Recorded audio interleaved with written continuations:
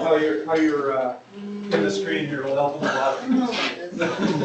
We can move the camera around and zoom it a little bit. But.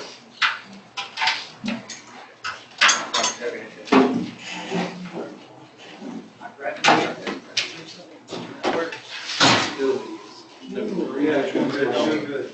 I don't. But you know what? All the other chairs are taken.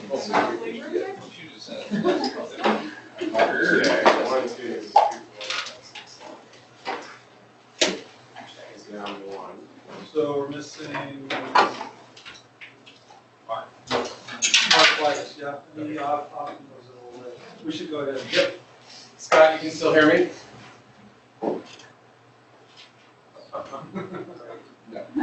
No. Scott, are you hearing us? Yeah, I can hear you. Okay, great. Thank you for bearing with us as we figure this out, and thank you for joining us today, Scott. I'm going to take just a moment to introduce you, and then you can have the floor. This is our environmental project management and decision-making class, 10 strong today, and you guys can't see him, but I'm going to show you a picture. This is straight off of the website. That's Scott. Everybody say, hey, Scott. Hey, Scott. Scott McEwen works for PC Trask Associates. It's an environmental consulting firm in Portland, Oregon. And he has a lot of experience in the Columbia River Estuary. That's, in fact, how I know him. When I was working down there, he was with Columbia Land Trust. And some of the projects and programs we partnered on were really pivotal to our success at Crest. So I'm excited to have Scott beam in today. And he's going to be talking to you about how he prioritizes projects and what it's like to be a program and project manager in the consulting field. So with that, Scott, take it away. Thank you. Thank you, Micah. Can you hear me okay? Yeah. Okay, just so everybody in the room knows that pretty much all the sounds coming from the room are the same volume. So if you drop a book or something, it's going to sound really loud for me. So just bear that in mind when you're flipping through pages and things like that. There's a lot of background noise. Got it. That's me. I'll stop.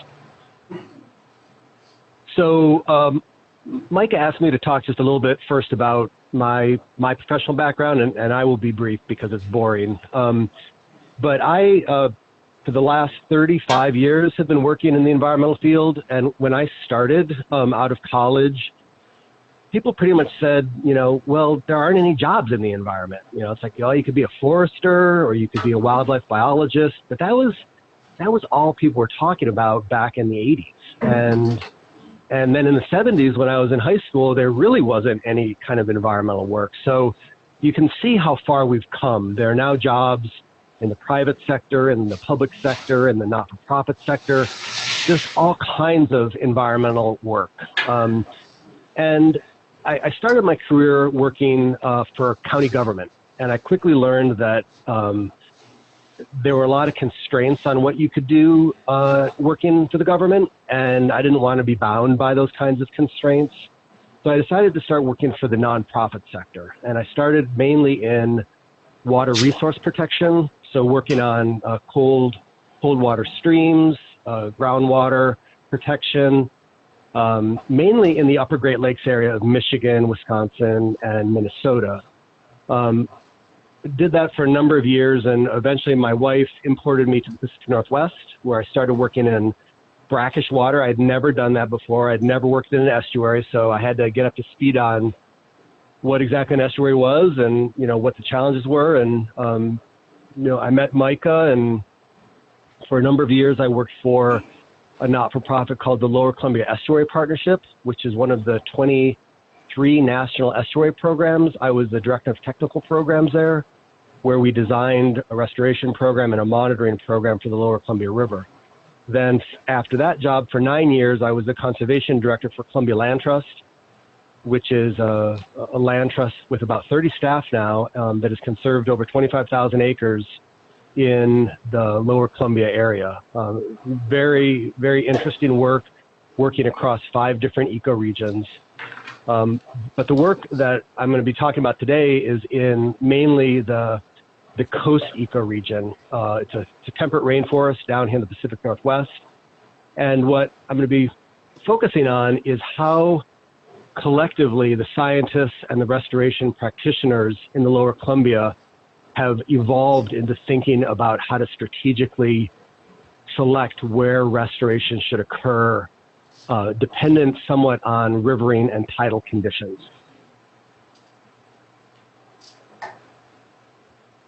So here's a photo of the Lower Columbia, and I'm going to move my cursor. Tell me if you can see my cursor. Yes. Where is it? You see it. You can see it?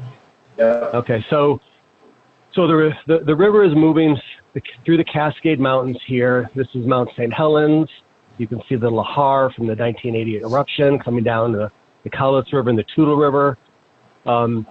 This is the Columbia River Gorge.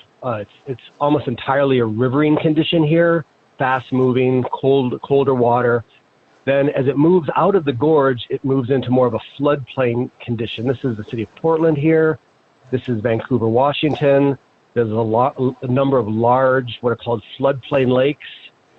Then it moves down. There's large tributaries that enter into the Lower Columbia here, and here the Cowlitz River. And eventually it moves out into more estuary and brackish condition here out to the Pacific Ocean. So this is kind of the location of the Lower Columbia. You know, it's a bi-state river. Both in this area, both Oregon and Washington share its shores. And here's a shot of the gorge, very, very riverine, but the tides go all the way 158 miles, all the way up to the Bonneville Dam, approximately here. In this reach of the river, which what we call Reach G, is highly industrialized. There's a lot of port activities, a lot of urban development, a lot of the stressors coming from invasive species, urban runoff, etc., that have an impact on juvenile salmon. This is the mouth of the Lewis River. The confluences of tributaries into the Lower Columbia are one of the more important areas to do restoration because of the way that out-migrating juvenile salmon utilize tributary confluences. In this reach of river, we have a lot of more deciduous forested wetlands, so alder, cottonwood, dogwood, willow. And then moving further down into the estuary, it becomes more of a marsh-like condition. So you've got high marshes and low marshes. And then ultimately, the Columbia enters into the Pacific Ocean out here in this town called Astoria here. This is the Long Beach Peninsula, which is formed from the sediment that is leaving the Columbia River. So this long spit is from Columbia River sediment. So that gives you a little bit of a context of the landscape that these juvenile salmon are moving through as they out-migrate to the ocean. I'm not going to get into life history strategies of salmon. This presentation is really going to be much more oriented around landscape perspectives of how to select and design restoration projects, restoration and protection projects. So this is a slide. There are a few slides that will show kind of the landscape context of the Lower Columbia. And the 2-year flood is the water elevation that we're concerned with. It's the water elevation where you can have predictable water levels for juvenile salmon to utilize floodplain habitat. I'm not going to get into that much more. It's kind of down in the weeds, but that kind of gives you a sense of what this black line is along here. This is roughly the 2-year flood extent. Now these red polygons show what we're calling non-recoverable land. So this is land that has been lost to development. And the red lines are a GIS articulation of impervious surface. So down here, this is all Portland, all built out, filled, concrete. The towns of St. Helens and Scappoose here. This is the town of Longview, big forest, pulp center. And then all of these little lines, these are county roads. So you can see that there's already been almost 78,000 acres of lost habitat. This is habitat that it's very, very unlikely that it's ever going to be recovered. It would just be too expensive to remove 30 feet of fill and concrete or asphalt. So that's not where, from a strategic standpoint, you want to be investing your dollars. There's also a number of areas that are more intact. So the green areas here are showing where we have existing habitat that is hydrologically connected to tides and the Columbia River. So some of these mid-plain or mid-river islands here, these large floodplain lakes have a lot of nice intact habitat. Again, these mid-channel islands all through here. Down this area here is called Cathlamet Bay. Very, very intact, good habitat for juvenile salmon. And this is also, this reach of river right around here is what's called the oligohaline zone. So this is the area where juvenile salmon, as they out-migrate, they start touching salt water. So they spend a lot of time in this area just acclimating to salt water before they get into the more mesohaline and then ultimately the euhaline and then out into the ocean. So this, from a restoration standpoint, is very important to try and improve floodplain connection. Now, the orange are what we call recoverable. And most of these lands, these orange lands, and can you see the colors okay? Yeah. Okay. Most of these orange lands are behind a federal levee system or a dike system. And they are no longer, or they're now agriculture. They're typically pasture land or row crops or poplar plantation. And yet they don't have a lot of houses on them. There's not a lot. There's some infrastructure. There's some road network, but not a lot. So we consider them recoverable. And it's a large number, 60,000 acres. But there are areas, and I'm just going to toggle back and forth between the slide that we just looked at and this one. So you see where these circles are. We had them as recoverable. And orange, here, I think around here. But then when you looked at the parcel density, the amount of tax lots that have been created, and the amount of residential units or road infrastructure, we started to feel like it would just be too difficult to do a restoration project in these areas.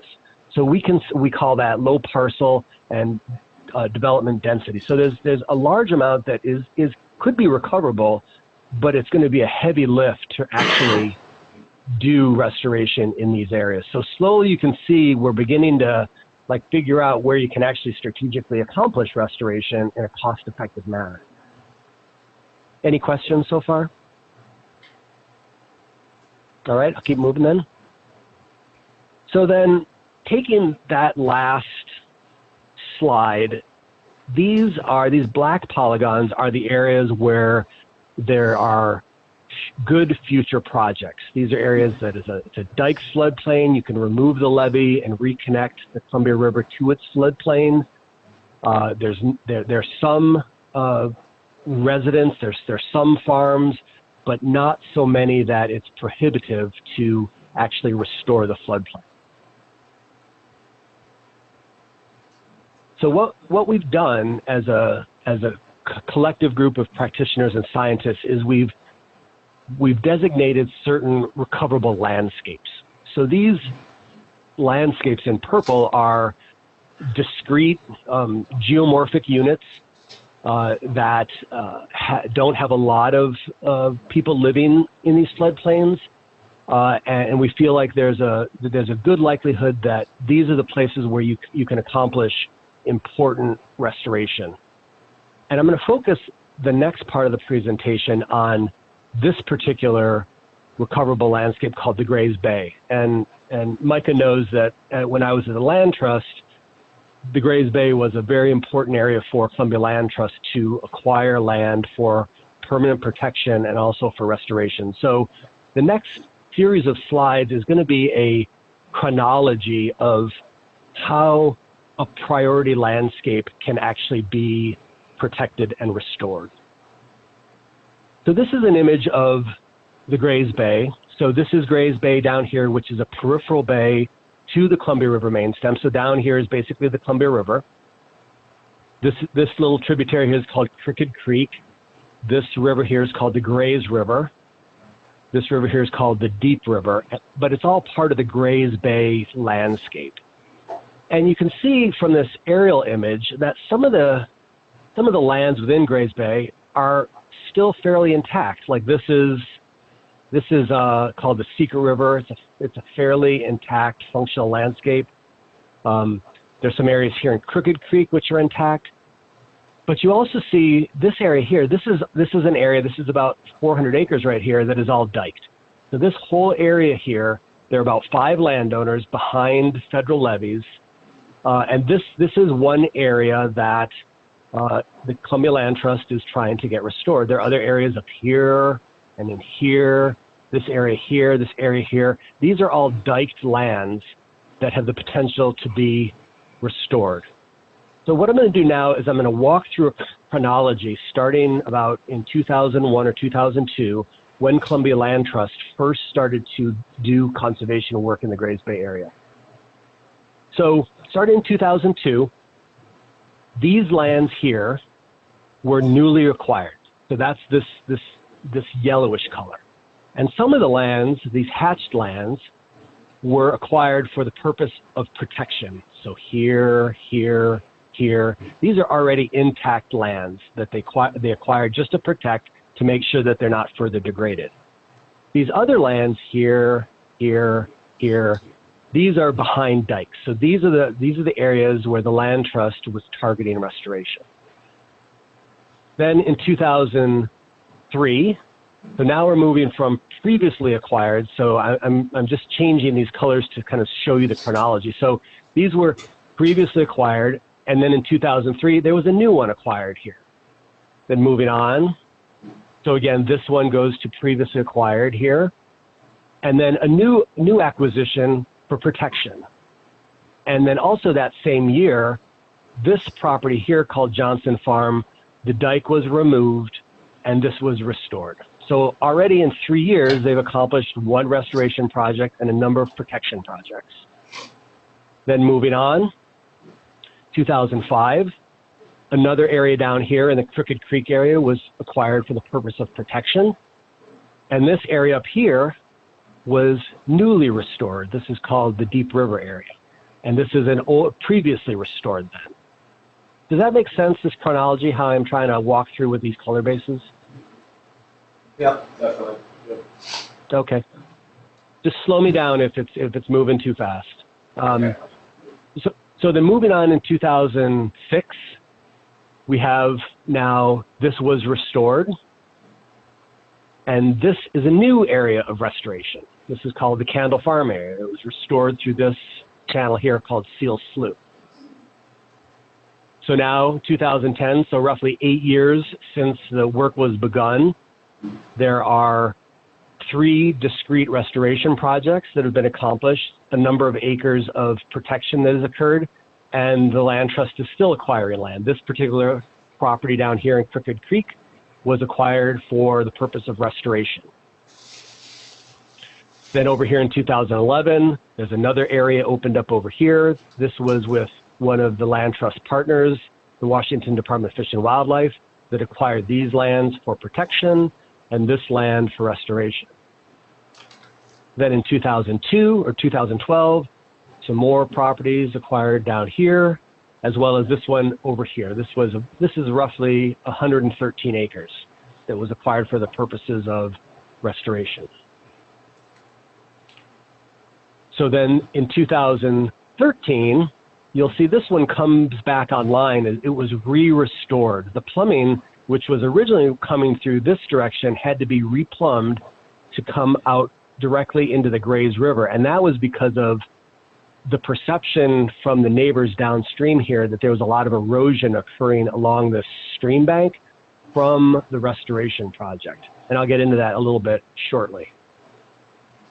Again, so this moves into a restored category and additional acquisitions occurring over here in this yellow. And then in 2014, Wahkiakum County proposed a dike breach moratorium.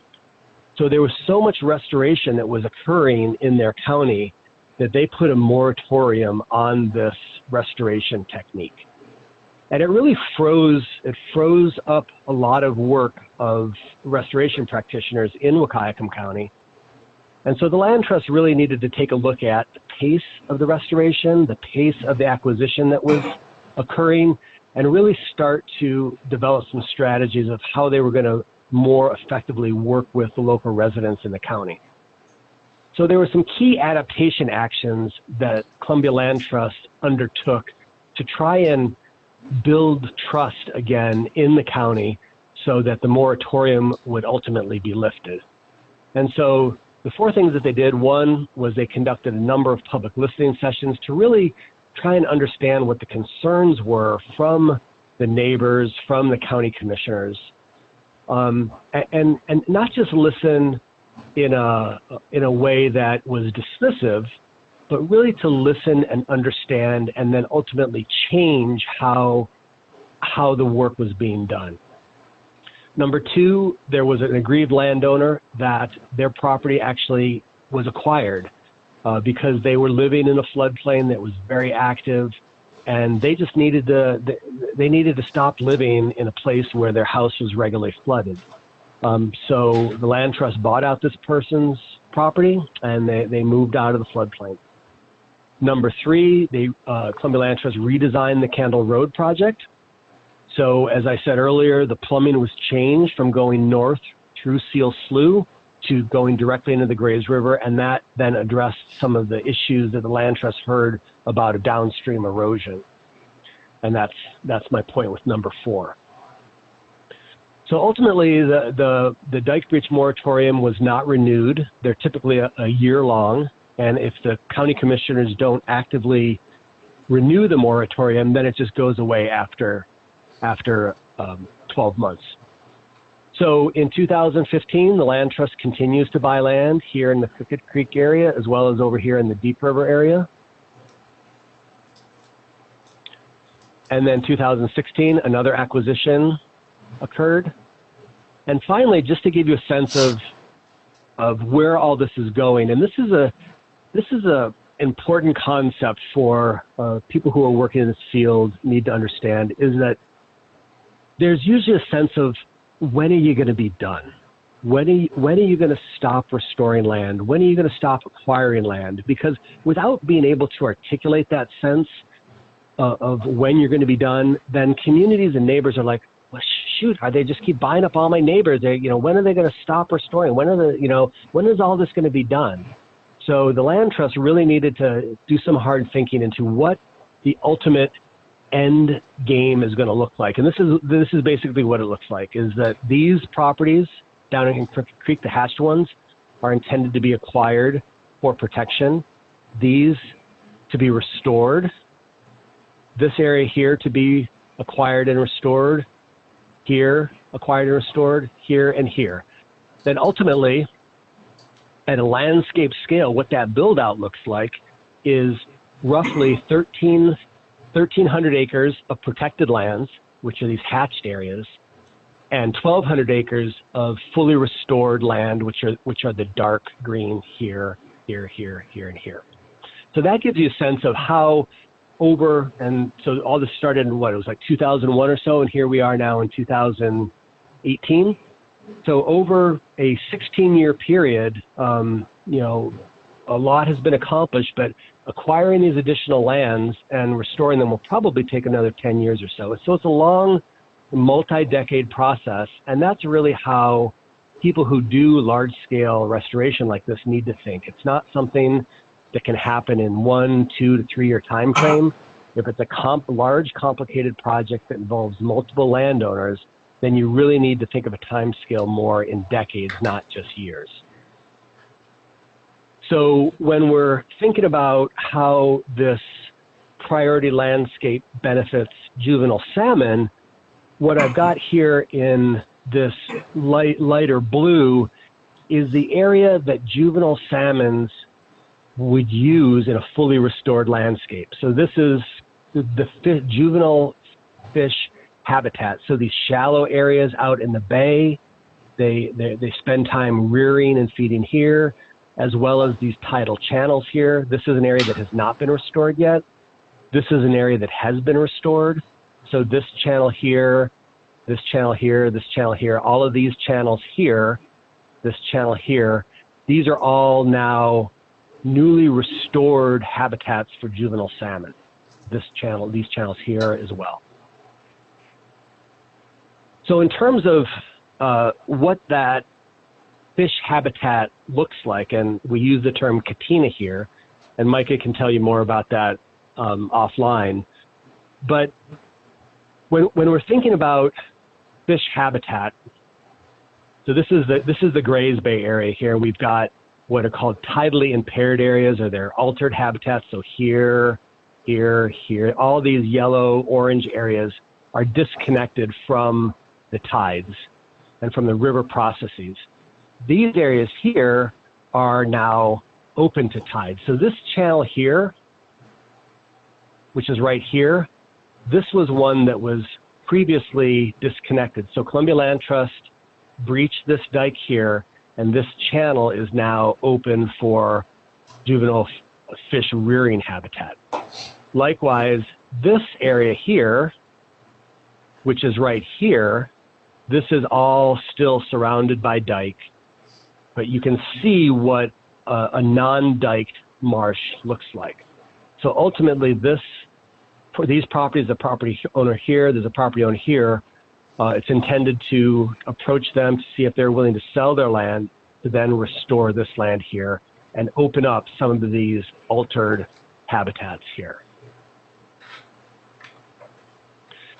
So when we're trying to actually quantify how much habitat has been opened up or restored or recovered, we have these different metrics that we look at.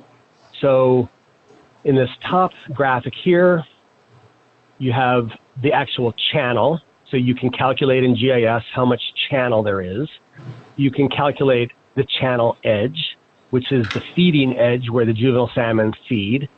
You can calculate how much coniferous forest along the channel edge that is contributing detritus to the channel, both coniferous and deciduous, as well as scrub, shrub, and herbaceous. And then also there's the actual floodplain area, this light green, that has been opened up. So likewise, so you can calculate and quantify how much you restored, and you can also calculate and quantify how much still needs to be restored. So this again is the dike here. So there is channel, altered channel, there's altered coniferous and deciduous habitat that by removing these dikes at these channels, you're going to be recovering these habitat features. So that's ultimately, as we look across the lower Columbia, any number of projects across 158 miles, as a collective group of practitioners and scientists, we are keeping track of each one of these restoration projects, how much floodplain is being restored, how much channel habitat, how much coniferous and deciduous forest is being restored. So we can keep track of our restoration rate and ultimately trying to quantify a benefit to juvenile salmon, and also be able to understand how much farther we want to go to ultimately arrive at is a estuary that is supportive of migrating juvenile salmon. So that's really all that I had. Yeah, go ahead. I have a question about this slide. Are the funding agencies, when they review your proposals, are they requiring this level of specificity on these metrics? For example, are they giving more weight to a project that has more stream miles being made available versus the total acreage of the floodplain? It's a good question. So originally, when this work in the lower Columbia Estuary began, none of this was able to be quantified. And so a number of projects were accomplished, and it's just like, oh, well, it looks like it's doing great. Looks like it connected the floodplain, but there was never any quantification of any of that work. Now, as project sponsors bring forward proposed projects, yes, giving this kind of level of detail, how many linear feet of channel will be reconnected, what is the geometry of that channel network, what is the elevation of the floodplain that you're going to be reconnecting, what is the existing land cover look like, and what is the rate that you think that it's going to actually return to? Like, how long is it going to take for the site to really be a fully functioning wetland habitat? Thank you. Who are the funding organizations? There are a number of them. The primary one is Bonneville Power Administration and the Army Corps of Engineers, and they are responsible for funding this kind of work because the federal hydropower system along the Columbia River is causing the potential extinction of 13 different salmon stocks. And so as a way of trying to not cause that kind of jeopardy for those species, they're funding a number of different restoration actions, both in the tributaries above these dams, but also in the lower river below the dams. There are also state funding agencies in both Oregon and Washington. In Washington, it's the Salmon Recovery Funding Board, that is a state-based agency that funds salmon recovery efforts. There's the Oregon Watershed Enhancement Board that funds salmon recovery projects in Oregon. And then there's a number of other smaller pots of money, but those are the main ones.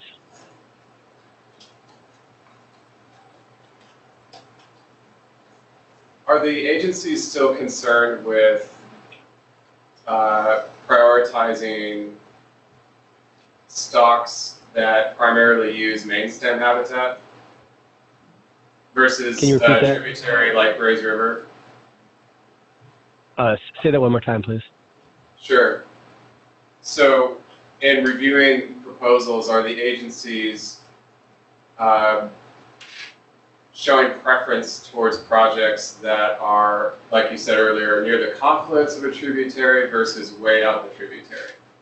And that has to do with the specific stocks of fish that are using it and whether they are locally produced or downstream migrants. That's correct. That's an important distinction. So legally, the primary stocks of fish that Bonneville and the Army Corps of Engineers are responsible for are the ones that are coming over the Columbia River dams or being transported around the dams and are transiting to the ocean along the main stem of the Columbia River. So that these fish then rear in these either intact habitats or these restored habitats. There are, as I said, a number of other tributaries that enter the lower Columbia that are not part of that federal hydropower system. So those stocks are not viewed as much of a priority as the ones that are coming from upriver from Idaho, Montana, above Bonneville Dam and the other dams. Okay, thank you for clarifying that. Do you all have questions at this stage? Don't be shy. I had a question about the restored areas. That land trust, are they contracting private companies like Crest and the firm we work for now to restore that land, or does that land trust have the capacity of doing the restoration themselves? So there are a number of different sponsors, roughly 5, that are the main entities that are conducting restoration in the Columbia River Estuary. Each one of those entities has its own restoration approach. But what I would say across the board, most of these entities on their own both identify projects, develop feasibility around projects, But then once it's ready to go to design and construction, that's when they typically go to contractors who do that kind of work.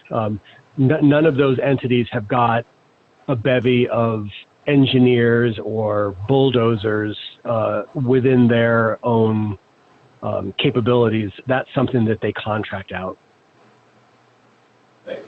So is that collection of 5 sponsors operating under some umbrella that helps them be organized and rational together, or are they competing with one another? You say there are some differences in how they function. That's a complicated question, but I will say that there is some coordination and there's some competition. With a funder like Bonneville that has got tens of millions of dollars, hundreds of millions of dollars at its disposal for their fish and wildlife program, these entities believe or have come to believe that if they can keep good projects coming forward and keep getting them funded, then they can kind of keep their lights on, keep their employees paid, their staffs up. If an entity is not bringing forward good projects, then the money will dry up. So in that instance, it can become more of a competitive environment rather than a collaborative environment. And competitive within RFAs and RFPs that BPA sponsors? Yes, more so just competitive in, as you've seen in the slides, it's a finite floodplain landscape. It's roughly 60,000 acres. There are only so many places where you can do a straightforward restoration project. And so those straightforward restoration projects, those low-hanging fruit have largely been picked and restored. It's now the much harder ones that people are working on. So the competition really was occurring around those easy pickings. But now that those easy pickings have been completed, now the entities have kind of settled into the longer game, working on these larger, more complex projects that will probably take a number of years, 5 to 10 years to complete one project. Along those lines, is there still a flurry of activity around mitigation banking and landowners being approached by multiple entities trying to work with them? It's a good question, and I would say yes, that, as long as there is a market for selling credits, whether it be wetland credits through the 408 or the 404 program, or TMDL credits there, or DSAs, which is something related to the Portland Superfund site. There are any number of markets that, if you have a market that credits can be bought and sold, there's going to be outside investment portfolios that will come in and try and acquire land and restore it and then sell those credits to Bonneville or to the entity that has a need for the credits. So yes, I would say that there still is, and maybe even increasingly, there are groups from Baltimore, there are groups from California, there are groups from Virginia that are coming in with large amounts of capital that can acquire land and restore land and minimize the risk to Bonneville. So it's still an ongoing market. Gotcha. Thank you. Who else? What kind of aftercare is implemented on the restored lands? I'm sorry, could you repeat that? What kind of aftercare is implemented on the restored lands? What kind of aftercare? Yes. Yeah. So stewardship and monitoring, those kind of activities. Yeah. So recently,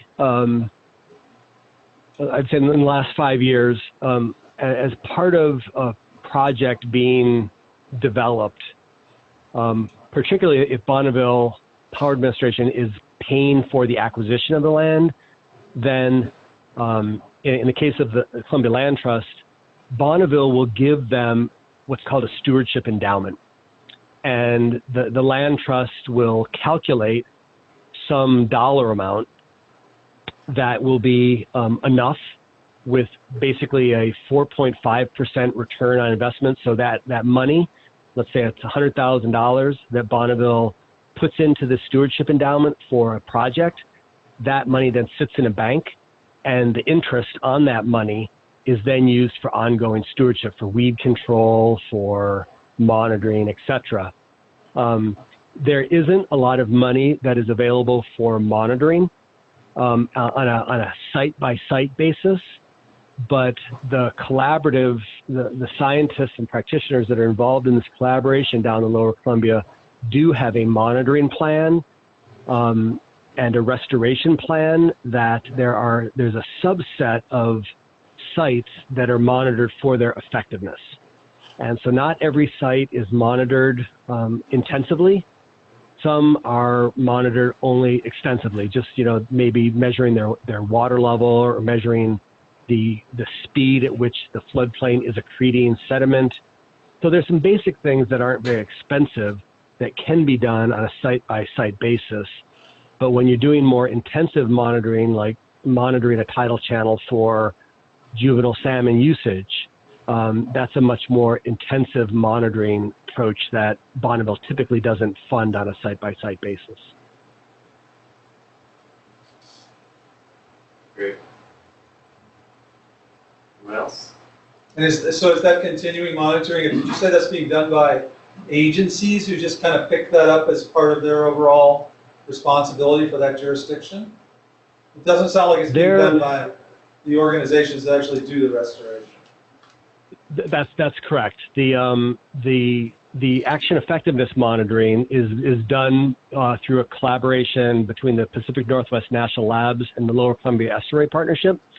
So they are the ones that go out and monitor these select restoration sites, as well as having some status and trend monitoring sites that just kind of keep a sense of the background conditions and are being monitored more in the long term, not for action effectiveness, but more for just status and trends.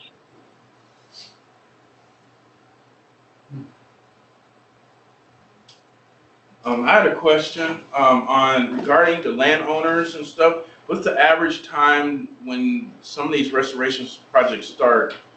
Does it take for some of the landowners to sell their land? Yeah, that's a really good point. They're probably the fastest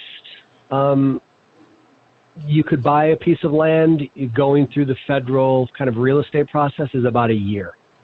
And so that's following if you're a public entity, a state government, or a nonprofit entity like Columbia Land Trust, it typically takes a year. If you are a private for-profit mitigation bank, you can go in and acquire a property in a month or two. There's a lot more speed and flexibility that private entities have, where they're not constrained by all the federal requirements related to how land is acquired. So there has been shown to have the private mitigation banks do have greater flexibility. So in some areas where there's either landowners that aren't willing because they're not getting enough money, or that they have some concerns about working with the government and they're more comfortable working with the private sector, they'll prefer to go with a mitigation bank as opposed to a state government or a local government. And it also depends on how many landowners. A lot of these projects that I showed you in the Grays River, they involve 4 to 5 landowners, 5 to 8 landowners in some situations. And the more landowners you have, the longer it's going to take to really get them all on board. They only work with willing landowners. There's no government taking. There's no eminent domain that's used. This is all just people who are willing to sell their land for fair market value. So between the Bonneville Power and Army Corps of Engineers, in a lot of our other classes, we talk about the dispute between taking down dams is pretty much off the table. What happens if, since all these projects, they're pretty much focused around juvenile salmon and the Pacific salmon run, what happens if in the future they decide that they're no longer going to focus on the salmon problem, they're going to let that go to the lease side? How would you like switch tactics up to still be able to do restorations when juvenile salmon is no longer on the table? Well, so that's it's an interesting question because typically when you're working with an anadromous species like salmon, you need to address all the controllable aspects of their life history. So, there's the harvest aspect. How many fish are being taken by commercial fisheries, sports fisheries, tribal fisheries? There's the hatchery inputs of hatchery fish and how they compete with wild salmon. There's the hydropower system and how much spill they put over their dams. And then there's habitat.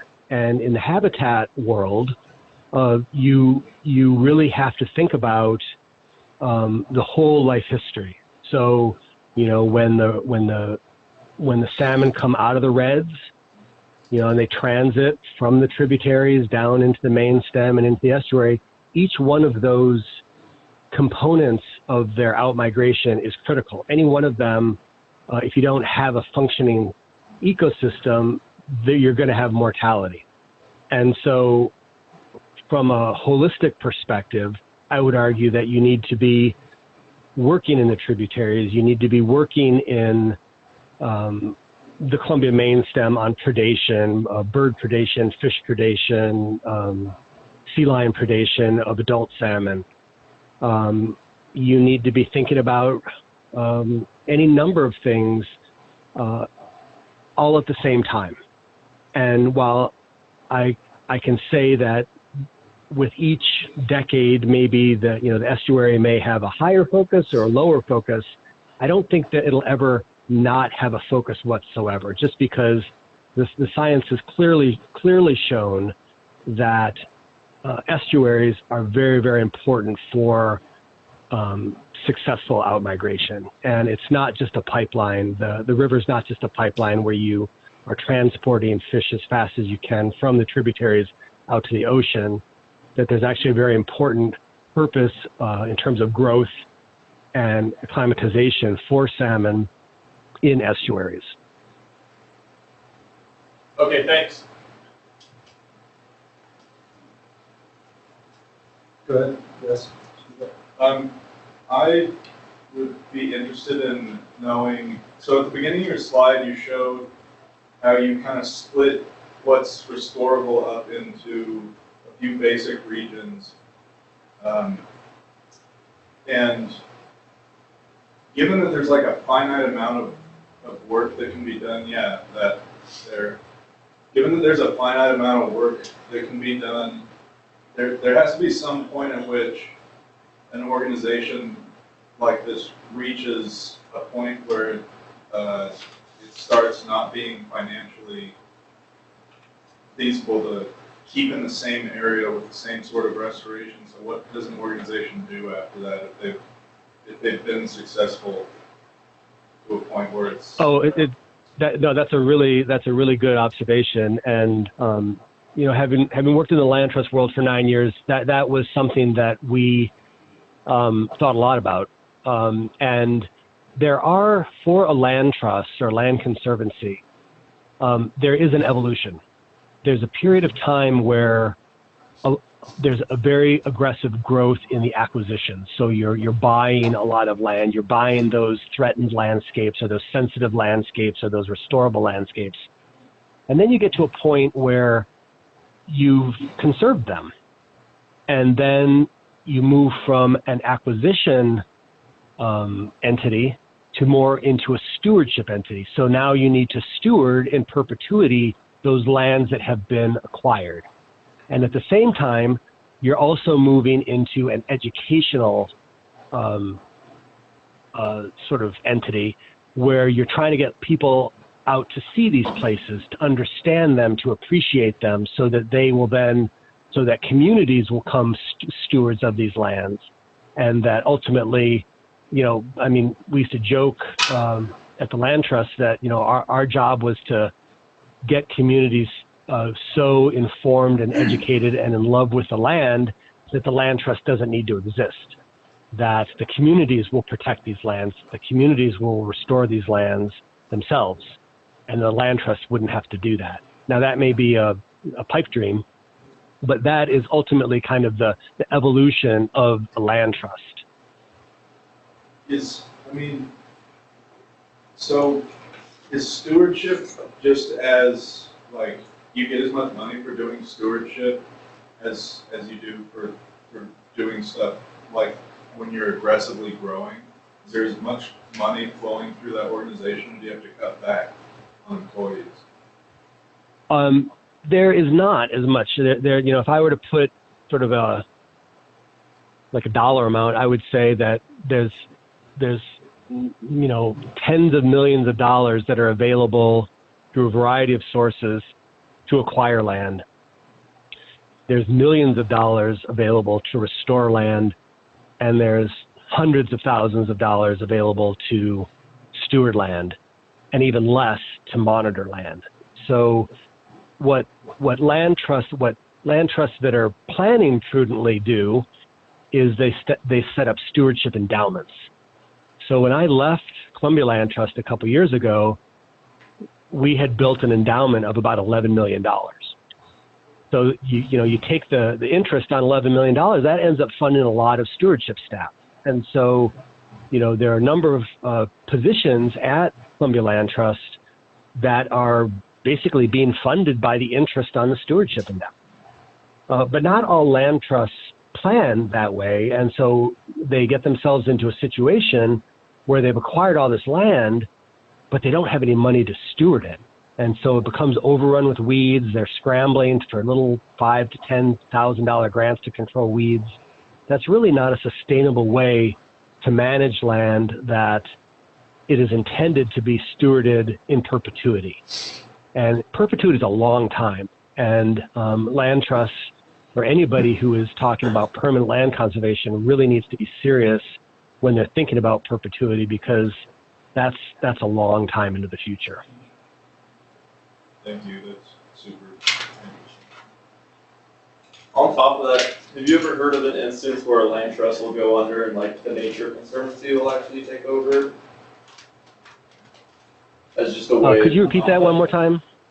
Have you heard of an instance where a land trust will go under and like the Nature Conservancy or a larger group will take over, just so that stewardship doesn't go away at all? Yes. Actually, when I was at the Land Trust, at Columbia Land Trust, there was a smaller, let's say more local land trust that really was not viable any longer. And they held not a lot of land. It was only about 500 acres of land, but it was spread across 30 different projects.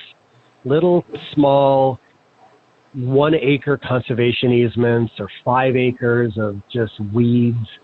And the Land Trust Columbia Land Trust ended up taking over and merging with that organization and taking on all those liabilities. So Columbia Land Trust had all these, we call them dogs, all these dog projects that really didn't have a lot of conservation value. And a large organization like the Nature Conservancy is certainly not going to be taking on a portfolio of lands that really have no conservation value. All that they are is liability, because you're required through an accreditation process of land trusts, you're required to protect the conservation values of all of your lands. So if you've got a little postage stamp, quarter acre or an acre size conservation easement, or a lot that you own in fee, and it's overrun by weeds, you got to go out there and you got to control those weeds every year. And that's a very expensive proposition. So groups that are, like the Conservation Fund or the Nature Conservancy, they're not likely to take on what we call like orphan conservation properties because there's so much liability. So it's important because there are a lot of entities that just pop up because they want to protect some piece of land that is super valuable to a person or a neighborhood or community, and they form a nonprofit, they get their bylaws, their articles of incorporation, they're a functioning not-for-profit, and they can serve a little bit of land, but ultimately they don't have enough funding to exist as an organization. So the organization can collapse and you've still got these conservation properties or conservation easements that have been left orphaned. And that's something that the land trust community really needs to grapple with, to not have kind of fly-by-night conservation or conservancies pop up or land trusts pop up that aren't ultimately viable enough to sustain themselves, to keep their lands in a good condition.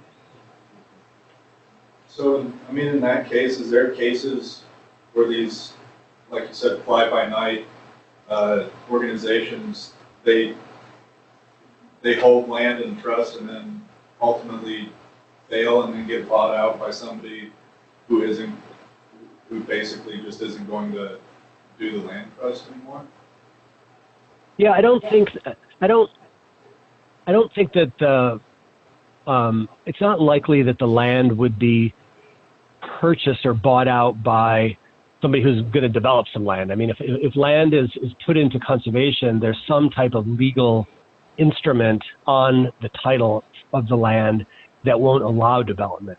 I think it's more likely that an organization could fail and then the lands just sit there, and without having some succession plan of, if organization X folds, then what is the succession? Who is organization Y?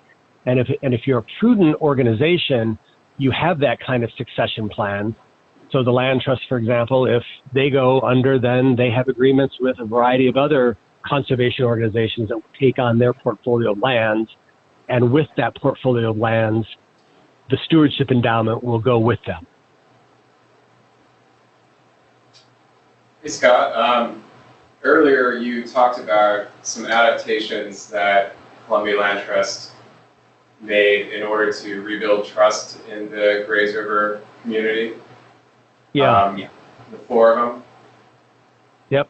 In your opinion, to what degree has that been successful? And because there are a number of acquisitions that are still to be made. So what's the current temperature of the community in that region right now? Have things improved in terms of attitudes? I think things have improved. They, some of it is that time has just passed, and the land trust has learned a lot from their projects that didn't work the way that they wanted them to, or there's a community perception of some flood risk. They've really tried to sit down at people's kitchen tables, over coffee, talking to them about their concerns, and really addressing these things on a person-to-person basis, not flame wars on social media, or not having rebuttals in ed letters to the editor. Really, treating it in a very person-to-person basis. Regularly meeting with county commissioners. What do you and asking them, what are you hearing and what are you concerned about? How can we help? Are there things that we can do to accomplish restoration, but also maybe improve infrastructure to make it more resilient to sea level rise? So are there ways that they can provide benefits to the communities that they're working in? Another thing that I'll say is that land trusts, because they're nonprofit organizations, they can buy all of this land and take it off of the tax rolls. Legally, they can do that. And in the instance of Wahkiakum County and also some other counties like Klickitat County, which is further upstream, the land trust has made a conscious decision to continue to pay local taxes. And that, more than probably anything else, has bought them goodwill in the community. Because these poor rural communities are really, really hurting for dollars. And so the land trust every year pays almost $90,000 in local taxes. That's a lot. And but those taxes are, they're paying for the fire departments, they're paying for police, they're paying for road upkeep. And so that is very important. Another thing that is a couple of other things that are important are being good neighbors. If you're running cows on your land, you need to make sure that you've got your fences in good working order and your gates are closed. And you're controlling weeds, so your property isn't, a vector for weeds to somebody else's property. That's just good traditional rural ways of working the land. The other important aspect is where there are ways that traditional uses can still be maintained. Let's say a property has been leased in the past for duck hunting or for goose hunting or for elk hunting, something like that. Where there are ways that those traditional uses can still be allowed that doesn't impact the restoration, try to allow those uses. Those are things that are valued in rural communities. So paying your taxes, being a good neighbor, controlling your weeds, keeping your fences and your gates in good working order, and allowing traditional uses to continue to occur. If you can do those things, you're going to be a good neighbor and you're going to be a valued community member in these areas that the land trust owns thousands of acres. Yeah, that's very helpful. Thank you. So in this Grays Bay project, for example, what does the makeup of land ownership look like? Is it mostly private ownership or is it governmental at all? In this area here, when I kind of show you the full build out here, this is almost 100% private ownership. All right, and then So when each one of yeah, go ahead. Oh, sorry. When you complete these restoration projects, are you buying the land outright, or are you buying easements on it? Typically, at least Columbia Land Trust, and each land trust is different. Columbia Land Trust typically buys the property outright, and that's mainly because of the ability to then manage it effectively. If you have an easement on land and you have a underlying landowner that actually owns the land, it can become a problem in the future. I mean, typically what happens is the person who has the easement put on the land or the easement bought from them, they are the most conservation-minded of landowners. Almost entirely every subsequent landowner will be less conservation-oriented. So then you can almost get into an adversarial situation with the land trust trying to manage a land for its intended conservation purposes, but the landowner wanting to, put up some fences or run an ATV track or, cut down some trees that were planted for riparian cover, and they want to cut them down because they want a view of the water. So having outright ownership is ultimately a much more effective way to manage land than a conservation easement. Thank you.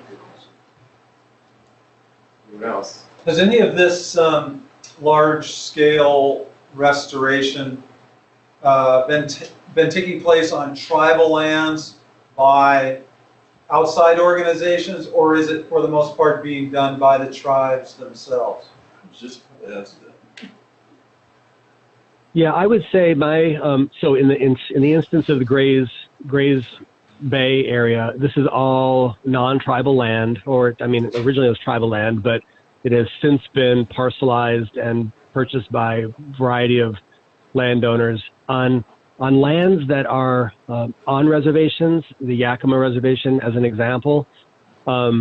almost entirely it's tribal biologists, working with sometimes tribal contractors or outside contractors to restore the land.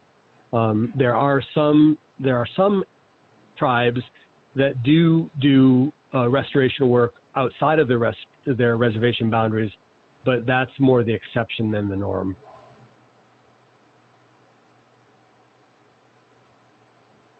When you hire these outside contractors, do you run into any issues with them not fulfilling what they say they're going to do? Or do you provide like project manager on site while they're doing the restoration?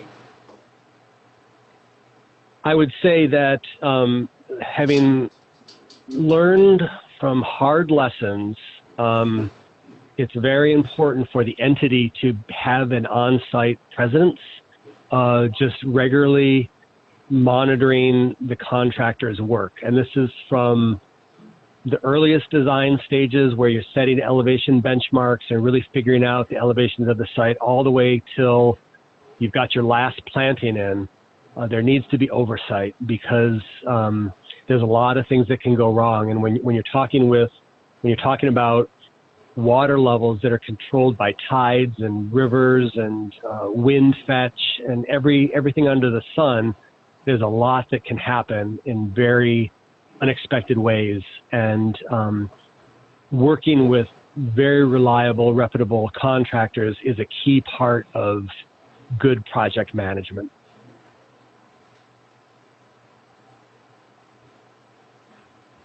So I'm from down in the Snake River Valley in southeastern Idaho, and a lot of places that are kind of preserved there by the Snake River get turned into wildlife management areas where people hunt and do that kind of stuff, and they stock fish and they stock wildlife, trying to reintroduce it to the area. And I was just wondering if that's ever the case with places like this, if it would help with the community. Yeah, I think generally speaking, restoration and preservation are not excluding or don't need to exclude angling, hunting. You can do those things and not mess up a restoration project. Some of the most important conservation work is being done by, Trout Unlimited and Ducks Unlimited. These are hunting and angling organizations, and yet they're preserving and restoring really important areas, kind of for the purpose of hunting and fishing, but they're still protecting and restoring really important lands. And so those kinds of uses are not, in my opinion, antithetical to doing important restoration or protection work.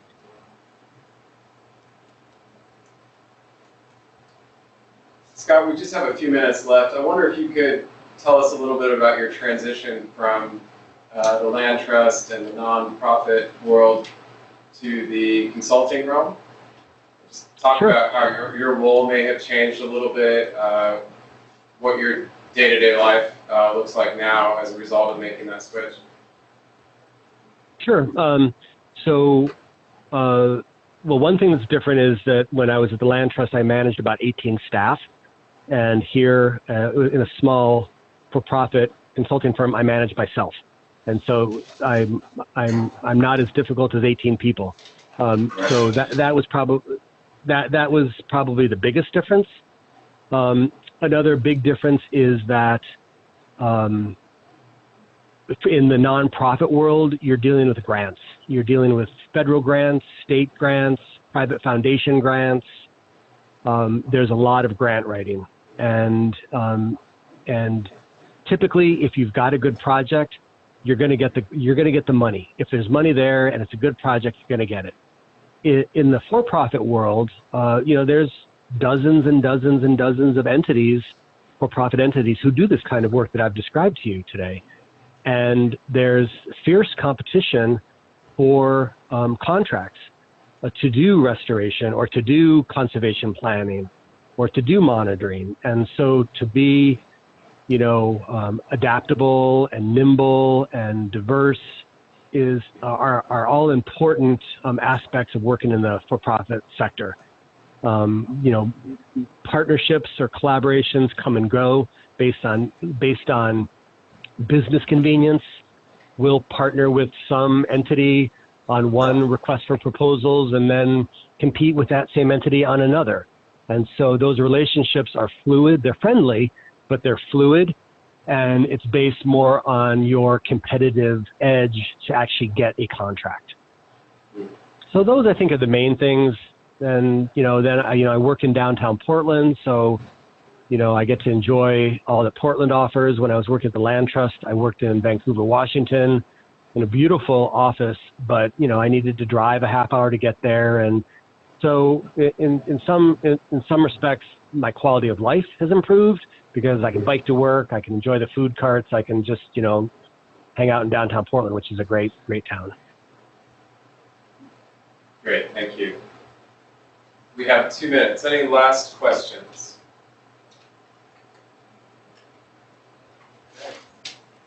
Scott, this has been tremendously helpful. Thank you. We are going to be designing some wetland restoration on a local conservation property this term, and everything we discussed here will make those projects even better. So thank you for your insights. Well, thank you for having me, and good luck with the term. All right. Well, good to hear your voice. We'll see you next week. All right. Talk to you later. Thanks, Micah. Okay. Thank you. Bye-bye.